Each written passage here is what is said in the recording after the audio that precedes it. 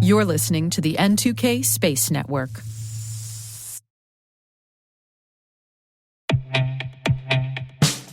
And now, a message from Black Cloak.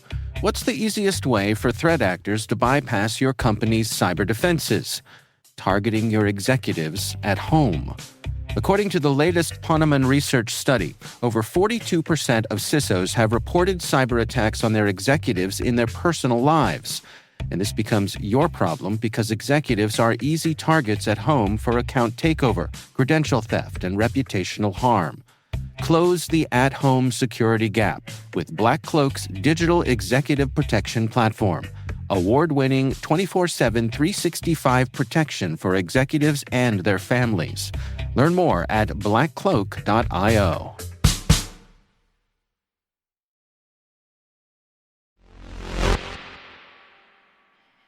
If I had a surplus of free time, for every space industry deal between nations that we mention on the show, I'd mark it on a map with a line joining the nations involved. Over time, I would be fascinated to see the different conduits that emerge, especially the ones that you don't hear from as often. We've seen an uptick in activity between India and Australia. Yesterday, we mentioned news of a deal between Poland and Taiwan, and today there's news tying Saudi Arabia to Germany. It's not the first time, and I'm sure it won't be the last. Maybe I should put that map together. T-minus 20 seconds to LOS speed risk. Go for deploy. Roger roll. Today is December 3rd, 2024. I'm Maria Varmazis, and this is T-minus.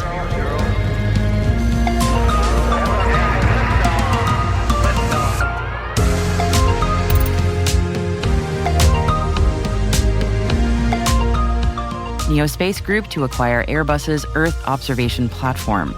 Redwire announces an expansion to Poland. Space Machines Company and Lúnasa to partner on space debris issues. And our guest today is author Robert Zubrin.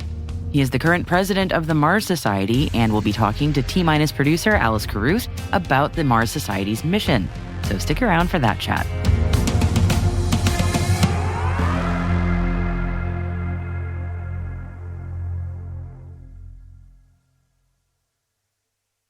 Let's get into the stories from around the world in the space industry, shall we? And we're kicking off with big moves from the Middle East. Saudi Arabia's NEO Space Group, or NSG, has signed an agreement to acquire Airbus's UP42, a digital Earth observation platform. Launched in May of this year, NSG is the largest space services provider in Saudi Arabia and is owned by the Public Investment Fund, which is Saudi Arabia's sovereign wealth fund. And UP42, now part of NSG, started in 2019 in Berlin and offers access to geospatial data and analytics from over 80 providers, serving industries like agriculture, disaster management, and infrastructure monitoring. UP42 will now become part of NSG's growing geospatial division, complementing NSG's earlier purchase of Tacnia ETS. According to NSG's CEO Martin Blanken, this acquisition aligns with the Saudi Vision 2030 economic initiative by strengthening NSG's position in the global space economy while supporting domestic business diversification goals. The financial terms of the acquisition were not disclosed. Redwire Space says it's opening a regional office in Warsaw to expand the company's European operations. Redwire's Poland office will provide specification and design as well as assembly, integration, and testing support for the company's international berthing and docking mechanism. The technology will enable autonomous spacecraft docking for the Gateway Lunar Space Station's international habitat, and iterations of this system could also support other elements of the Gateway, as well as low Earth orbit spacecraft and commercial space stations. Additionally, Redwire will partner with Polish universities, medical research institutions, and pharmaceutical companies to leverage the company's microgravity capabilities on the International Space Station. Australian-Indian in-space servicing firm Space Machines Company has signed a partnership agreement with UK-based ISAM technology developer and service provider Lúnasa. The companies plan to address the issue of space debris, and Lúnasa will deploy its inaugural mission as part of Space Machines Company's second Optimus satellite launch, scheduled for 2026. The orbital servicing vehicle will be deployed aboard New Space India Limited's small satellite launch vehicle, and the mission is supported by the Australian government, which in April 2024 invested $8.5 million through the Australian Space Agency's International Space Investment India Projects Program. Space Cargo Unlimited and Atmos Space Cargo have announced a multi-million-dollar partnership to conduct 7 multi-week low Earth orbit re-entry missions between 2025 and 2027. The missions will include Space Cargo Unlimited's Bento Box payload platform. Nicolas Gaume, CEO of Space Cargo Unlimited, said in the press release, "Our mission is to unlock the immense potential of in-space manufacturing for Earth-based industries and open the frontier for groundbreaking commercial and scientific advancements." The companies say their first mission is already 80% booked for Q4 2025. SatView has closed a £20 million round, which includes investment from the newly formed Adara Ventures Energy Fund. The new capital will expedite the launch of SatView's new satellites, HotSat-2 and HotSat-3, to provide thermal data for analyzing energy production, efficiency, industrial activity, and emissions movement. Earth imaging company Turian Space has received a strategic investment from Veteran Ventures Capital. The amount of the deal was not disclosed at the time of the announcement. Turian Space plans to produce 45 satellites annually by 2027 and is working on their upcoming launch of the Droid Alpha satellite in early 2025. Planet Labs has signed a multi-year 7-figure deal with Laconic. Under the agreement, Laconic will receive both Planet's 3-meter forest carbon monitoring product and its 30-meter forest carbon product for the next 3 years. Laconic provides structured data, real-time tracking, and AI-powered verification required for carbon securities to trade efficiently in the global market. With this new agreement with Planet, Laconic will receive AI-powered forest carbon insights from around the globe, allowing them to offer their customers accurate trends, correlations, and predictions to instill trusted trading confidence and empower informed decision-making in the carbon market. Cesium Astro is collaborating with Axiom Space to develop key systems for their next-generation lunar spacesuit. Cesium Astro will provide a software-defined radio to serve as the core computing and communications system for the spacesuits. The technology is designed to manage critical life support functions, facilitate data analysis, and ensure reliable communications in the challenging lunar environment. Cadence Design Systems is collaborating with AST Space Mobile to advance AST's mission to eliminate connectivity gaps and connect people around the world with high-speed, space-based internet access.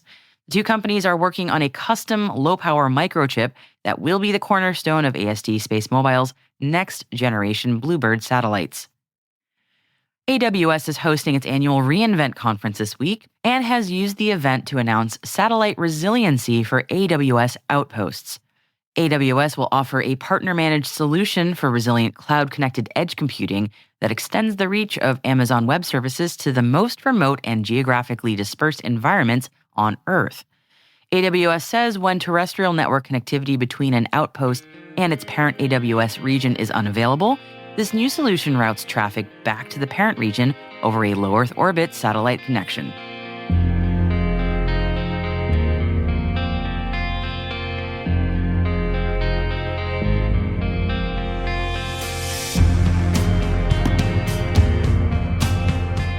And you can read more about AWS's new offering, along with all of the other stories mentioned in the show today, by clicking on the links in the selected reading section of our show notes.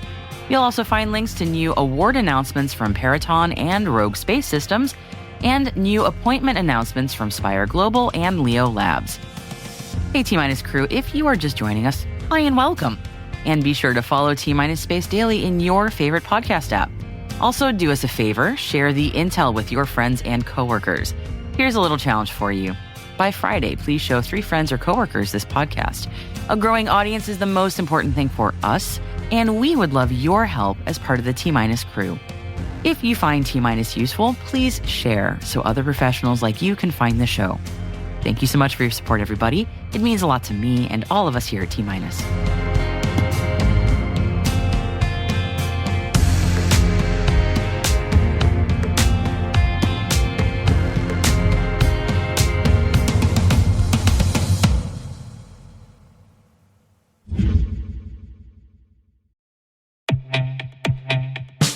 Now, a word about our sponsor, the Johns Hopkins University Information Security Institute. The JHU ISI is home to world-class interdisciplinary experts dedicated to developing technologies to protect the world's vast online systems and infrastructure and working closely with U.S. government research agencies and industry partners. The Institute offers dual degree and joint programs in computer science and health informatics and has been designated as a center of academic excellence in cyber research. Learn more at isi.jhu.edu.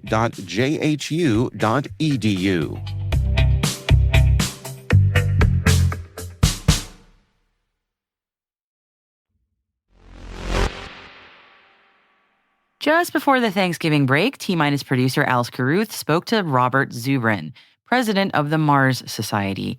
We've cut the chat into two parts, starting today with Robert explaining what the Mars Society's mission is. I'm Dr. Robert Zubrin. I'm president of the Mars Society and the author of several books, including The Case for Mars. And I believe that the Mars Society kind of came out of that book. Could you tell us a little bit about the foundation of why you started the Mars Society and what it is you're trying to achieve with it? Let me begin at the beginning. In 1989, President George Bush I got up on the steps of the National Air and Space Museum with Armstrong and Aldrin and Collins, the Apollo 11 crew.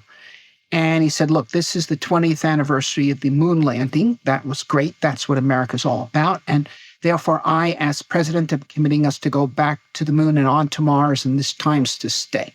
It's great stuff. So NASA went off to conduct a study on how this might be achieved.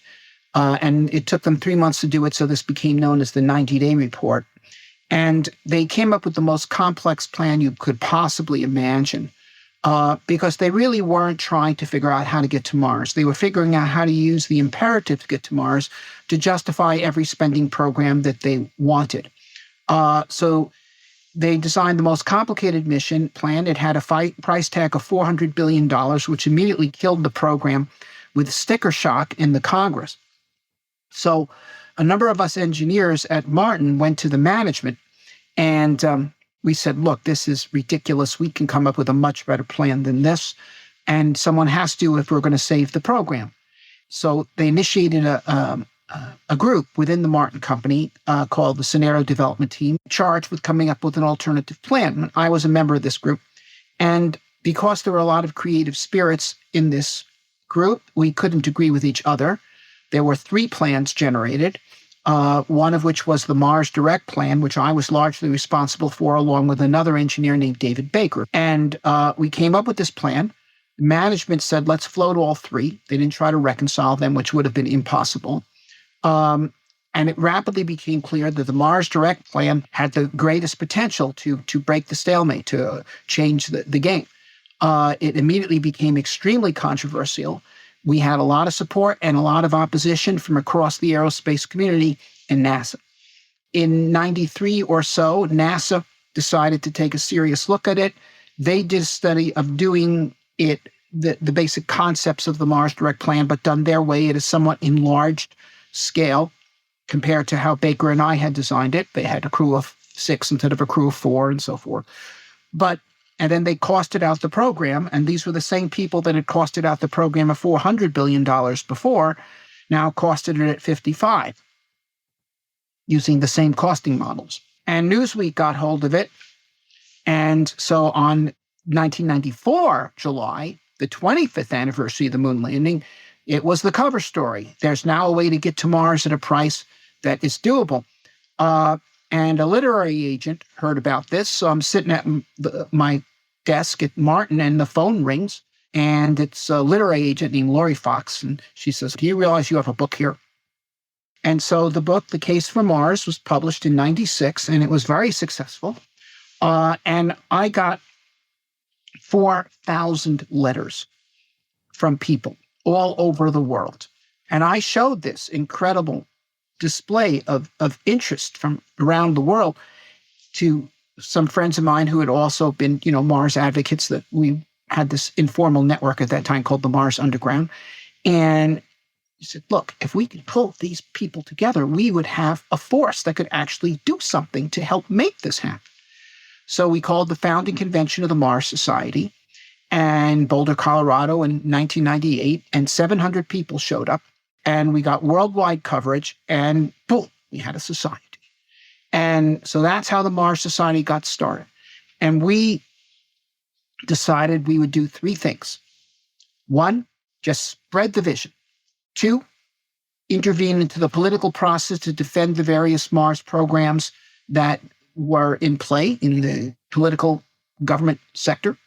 And three, projects of our own, of which the most significant was the starting of the project to build a Mars practice station, what's called a Mars Analog Research Station, which we built, the first one on Devon Island in the Canadian North, and the second one in the desert in Utah, in the American Western Desert. And they were both built, and they've been successful. We've had over 300 crews in them at this point. So you've covered a lot of what the Mars Society does and what it is you're aiming to do. And you have done an incredible amount, so, as you say, since you started back in 1998. And I've been reading through your website and been blown away by the amount of projects you've got ongoing, everything from a wiki page, all about Mars information, so people have got one source to go to get all their information about what goes on in Mars, all the way through to open source data, virtual reality, so people can experience Mars. But really the question I think most people really want to know is, why Mars? You're the leading expert when it comes to why we should be going to explore the red planet. Why is it you think that humanity should invest in exploring Mars? Well, there are three reasons: for the science, for the challenge, and for the future. So let me explain. First of all, the science. The early Mars and the early Earth were twins. They were both rocky planets with liquid water, oceans, and other bodies of water, and a CO2-dominated environment, okay? And the right temperatures to have liquid water, which is to say the right temperatures for life. Now, we know that life appeared on Earth. Did it also appear on Mars? If the theory is correct that life naturally evolves from chemistry wherever you have appropriate physical and chemical conditions, then life should have appeared on Mars. And since we now know that most stars have planets, this planetary systems around stars are the rule, not the exception. And fully 20% of the stars in the Milky Way galaxy have Earth-sized planets in the habitable zone, that is to say, the right distance where you have the good temperatures for liquid water. So if life appears wherever the conditions are reasonable, then life's everywhere. And furthermore, since we also know that the history of life on Earth is one of development from simple forms to more complex forms, including forms with greater capacities for activity and intelligence and ever more rapid evolution. If life's everywhere, it means intelligence is everywhere. It means we're not alone. This is stuff that thinking men and women have wondered about for thousands of years. Are we living in a fertile universe or a sterile universe? And so these are important questions, and we can resolve this by going to Mars, by sending explorers to Mars and find fossils on the surface, because we don't expect to find extant life on the Martian surface right now. Conditions have deteriorated. There's no liquid water there now. There's frozen water. There's plenty of ice on Mars, but there could be fossils. And if you found them, that would show that life appears where it can, which means it's everywhere. Furthermore, while there's no liquid water on the Martian surface today, there is liquid water underground on Mars. Underground, it's warmer, just like Earth. And life, if it had existed on the surface, could have retreated there. And there's many life forms that once existed on the surface of the Earth that can no longer live there because they cannot tolerate oxygen. Oxygen in the Earth's atmosphere is an artifact from green plants. It wasn't originally there. And we like oxygen, not everybody does. For many of the early organisms that inhabited the Earth, oxygen was toxic. And so they retreated into the underground, and they've been there for the past 3 billion years. So Martian organisms could have retreated from a hostile surface as well. And so if we send people there, we can set up drilling rigs, bring up some water. And then if there's living organisms in the water, you could see not only that there was life on Mars, but what it is like. For both theoretical reasons, aesthetic reasons, it's worth knowing, but it's also worth knowing for practical reasons. Because, biotechnology is going to be one of the premier engineering fields of the 21st century and beyond, okay, because biotechnology is nanotechnology. It's self-replicating machines, this microscopic level. We're learning to read the genetic code. Soon we're going to be able to write the genetic code. But what if there's a better operating system? I believe that civilizations are like individuals, that as we grow and we challenge ourselves, we stagnate when we do not. A Humans to Mars program would be a tremendous positive challenge for every society that chooses to participate in it.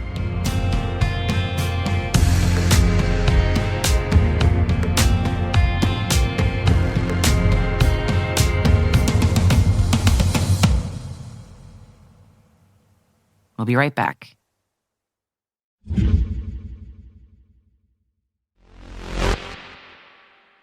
Welcome back. You know, when your show's name is T-, you don't have to twist my arm to take a moment to appreciate excellence in rocketry. And USC's Rocket Propulsion Lab at the one and only USC Viterbi is exceptionally exceptional. USC RPL was the world's first, and as yet still the world's only, student organization to launch a student-designed and built rocket past the Kármán line back in 2019. Not too shabby, right? And last month, USC RPL smashed the world record for amateur altitude with their Aftershock 2 rocket, reaching an astonishing 470,000 feet on their October 20th flight. That is a whole 90,000 feet higher than the previous record set back in 2004. Aerospace at Viterbi, with so many notable alums in space history then and the space industry now, it's really not a surprise. The record-smashing Aftershock 2 rocket features the most powerful solid propellant motor ever fired by students, clearly, titanium-coated fins to endure hypersonic speeds, and a thermal protection system that kept the rocket largely intact even when it hit Mach 5.5. Weighing in at 330 pounds, the rocket also showcased custom avionics that enabled live tracking and data integration. And they were able to recover the rocket after its ascent, and there is a pretty fantastic photo of the rocket in space, curvature of the Earth below the rocket, with a nose coin pointing right at the moon, as if pointing to it and saying, hey, you're next. Honestly, that feels like this team's trajectory, so I wouldn't be surprised if that happens. Congratulations to all the student engineers at USC RPL on their fantastic achievement. Onwards and upwards, literally and figuratively.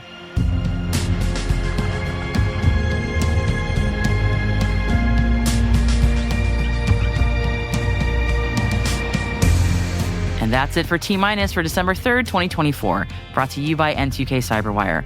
For additional resources from today's report, check out our show notes at space.n2k.com.